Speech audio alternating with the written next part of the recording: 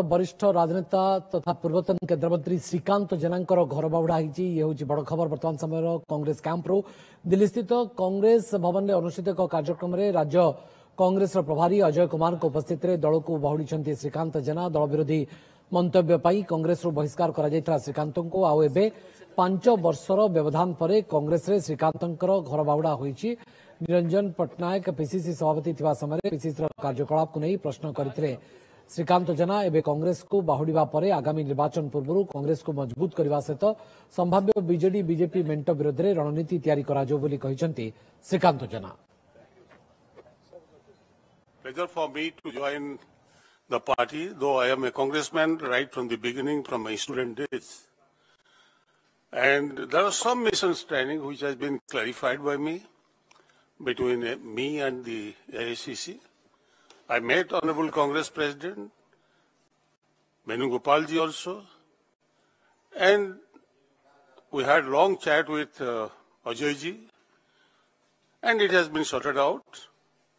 So I have been working for the Congress, in favor of the Congress, though I was away from the Congress, but I was trying in the last election also. I have been trying whatever best was possible to help the Congress party. So I am glad that I am back again. तो जेहेतु एक breaking news आसूची से दिग को लेकिन आम आलोचना को आगू को बढ़ेगा श्रीकांत जेनांकर घर बाहुड़ा होती पूर्वतन केन्द्रमंत्री कांग्रेस टाणुआ नेता संदीप साहू लगातार भाव में उपस्थित अच्छा जेहेतु कांग्रेस कैंप्रु बड़ खबर आसूची तेणु कांग्रेस को लेकर आम टे आलोचना को आगू को बढ़ेदेवा श्रीयुक्त संदीप साहू जे कांग्रेस ए बाबद रे किसी राजनीतिक फायदा नेब कि बीजेडी बीजेपी मेंट होची दल पुणी चाहिए जे किसी नेता को फेराई आनिबो एवं यादरू कांग्रेस किसी राज्य में फायदा नेबा स्थिति रे अछि कि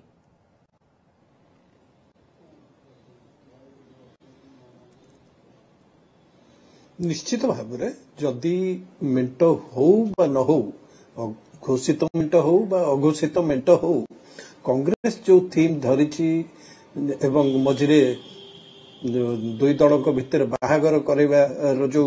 सेटा लोकंक मन को बेस छुईची एवं सही थीम ऊपर मो भाबुची ताकर समुदाय जो निर्वाचन प्रचार